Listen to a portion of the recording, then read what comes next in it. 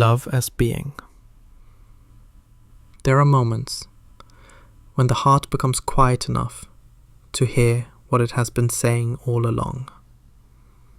Welcome to The Monk and the Monkey, a sanctuary for stillness, a space for depth, a reminder of what you have never stopped being. Today's reflection is called Love as Being. It is a sharing of one soul's journey from seeking love to recognizing love as what we are. Take a breath. Let your shoulders soften. Allow these words to meet you exactly where you are. Life, through a series of events and circumstances, blessed me with an unusual gift, an intense desire paired with an equally intense dissatisfaction whenever those desires were met. At first, I didn't recognize this as a gift. It felt more like a curse, a relentless hunger that nothing could satisfy. I wanted things. I wanted experiences. I wanted people to complete me.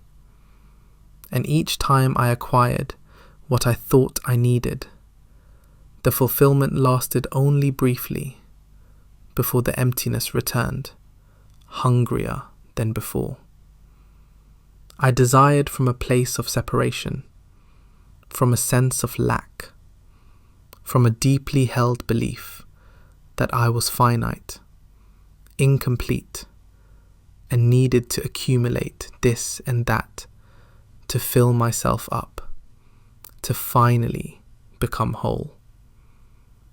Through conditioning, family, culture, education, media, I had been taught what to desire, and I fell for it completely.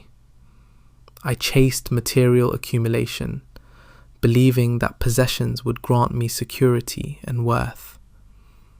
I sought meaning through other people, family who might validate me, friends who might see me, colleagues who might respect me, romantic entanglements who might finally make me feel loved. But none of it worked. Not really. Each fulfillment was temporary. Each connection, no matter how genuine, left me hungry for more. And at the peak of despair, when the weight of all this striving became unbearable, something shifted. It didn't take long, once I allowed myself to truly see, to realize without any doubt, nothing out there and no one out there would ever satisfy me if my desire was coming from separation, rather than from the truth of who I really am. This wasn't a comforting realization. It was devastating and liberating, because in that moment of clarity, I understood what I actually desired. Not more things, not more validation, not another person to complete me. What I truly desired was self-understanding, an accurate perception and interpretation of what life, what existence actually is, a clarity on why I am here, why I was born, and what I am supposed to be doing with this finite human life. But there was no clear guide for this, no instruction manual, no universally accepted path. So I began researching. I employed many different means and techniques to investigate, many of which were met with skepticism or outright dismissal. by those around me. I stumbled forward through trial and error. I studied teachings that resonated. I sat in silence. I questioned everything I had been taught. I allowed myself to not know, to be uncertain, to move through the discomfort of dismantling my inherited worldview. And slowly, in bits and pieces, through flashes of insight and sudden recognitions, the truth began to reveal itself. What I found was this: my real desire was a desire for myself, for a boundless, unconditional love. And more startling still, I realized that this love was not something I needed to find or earn or deserve. It was what I am. I had always felt it, always, but I had only acknowledged it when another person reflected it back to me. I had mistaken the reflection for the source, believing that love came from outside, from being chosen, from being seen, from being held by another. But the truth was simpler and more profound. What I really am is the love I had always sought outside of myself. The love I craved in romantic relationships, in friendships, in family bonds. It was already present within me, as me. It had never been absent. I had simply been looking in the wrong direction. This love exists in all the various forms and fragments it embodies in my experience. It appears as kindness between strangers, as beauty in nature, as connection in conversation, as tenderness in a glance. But these are not separate loves. They are one love, expressing itself through infinite forms. And this love, I discovered, is ever present in my being. No movement or doing is required to access it. Just recognition, just resting in it, as being, as presence, and living from there, living from the truth that it reveals. The truth is this: I am bound in this love with everyone and everything. I have always been. I will always be. This is not metaphor. This is not poetry. This is the actual structure of reality as I have come to know it through direct experience. This love is what animates life.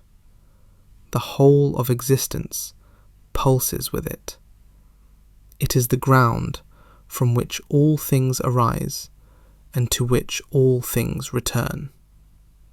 And yet, mysteriously, it also lies in the heart of each being, not as a fragment of the whole, but as the whole itself, appearing uniquely in each form. Through conditioning, most people's perception and recognition of this love is distorted. We are taught to see ourselves as separate, as isolated individuals, competing for limited resources in a hostile world. We are taught that love is something we must earn, something scarce, something conditional. But this is simply not true. Love is what you are, what I am, what we all are. Beneath the layers of conditioning and fear.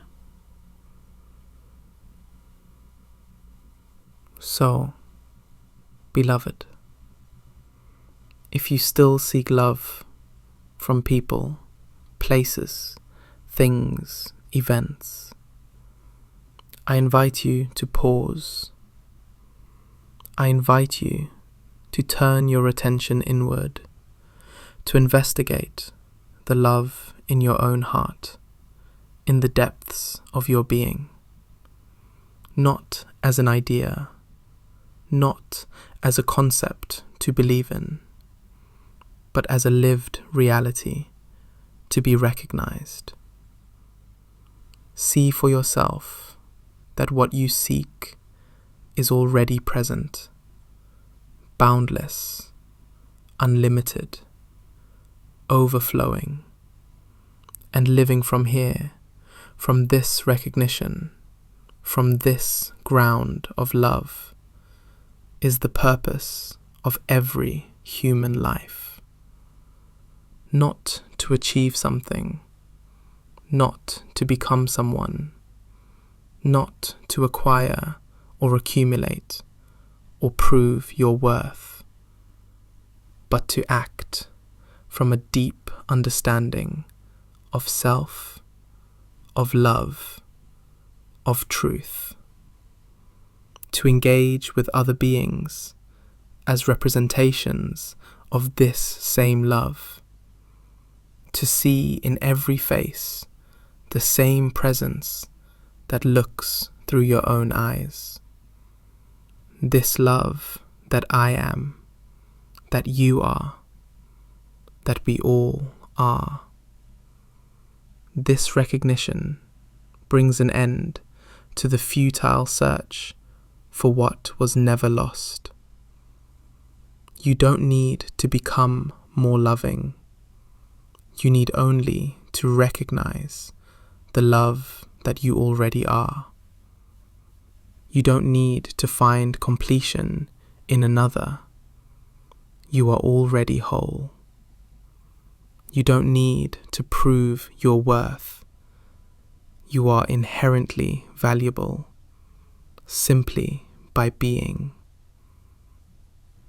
Rest in love, in your own being, in the love that you are and that you will ever be. Not as a practice to perfect, not as a state to achieve, but as the simple, ever-present reality of what you have always been. Here, now, always. This is the invitation. This is the gift. This is what life has been trying to show you all along. Thank you for sharing this space, for allowing these words to meet you. If something stirred in you, if something recognized itself, let it breathe. Let it settle gently into your awareness. You don't need to hold it. You don't need to make it mean something. Simply let it be. This is the monk and the monkey, a home for those who seek stillness, for those who long for depth, for those who sense that the mystery they've been searching for is already alive within them. Until we meet again, rest in the love that you are. Walk gently through your days. Listen for the quiet whispers of your own heart, and know that you have never been and could never be separate from the boundless love that holds all things. Be well, beloved. Be here. be love.